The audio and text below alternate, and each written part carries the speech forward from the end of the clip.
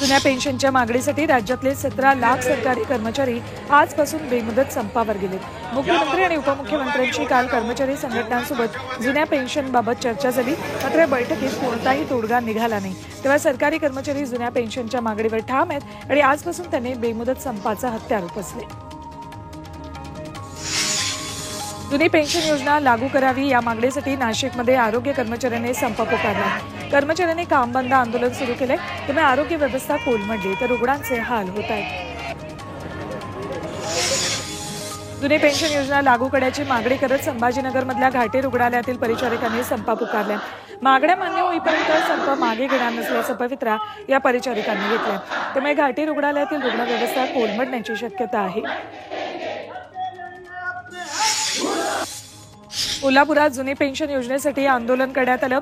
सर्व विभागातील कर्मचारी एकत्र येत शहरातील टाउन अमृत नोनी आर्थो प्लस, ये एक प्रूवन फॉर्मूला। इसमें मौजूद नोनी फल के गुण और आयुर्वेदिक जड़ी बूटियां शरीर को जरूरी पोषक तत्व देने के साथ साथ हड्डियों और जोड़ों के घिसने, उनमें होने वाले सूजन और दर्द को रोकने में मदद करता है। दर्द मुक्त जीवन के लिए अमृत नोनी आर्थो प्लस। बागेत सरकार विरोधात घोषणाबाजी करण्यात आली।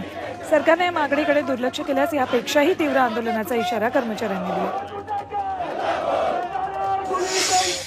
रायगडच्या सरकारी कार्यालयांमधील कर्मचारी संपावर गेल्यानं कामकाज ठप्प आहे।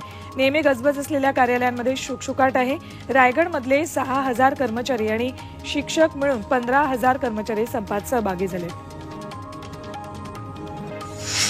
अमरावतीतही जुन्या पेन्शनसाठी बेमुदत काम बंद आंदोलन सुरू झालंय।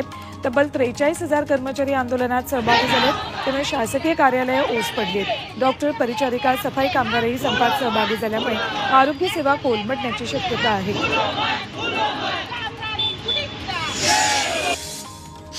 संसदेत घुसखोरी करणाऱ्या नीलम सिंग कौरला पीएचडीसाठी अजित पवारांनी मार्गदर्शन करावं असा टोला संजय राऊतांनी लगावलाय। विधान परिषदेत अजित पवारांनी सारथीच्या माध्यमातून पीएचडी करणारे विद्यार्थी काय दिवे लावणार आहेत असं वक्तव्य केलं होतं, त्यावरून राऊतांनी निशाणा साधलाय। त्यावर कुणालाही उत्तर द्यायला आपण बांधील नसल्याचं अजित पवारांनी पलटवार केलाय।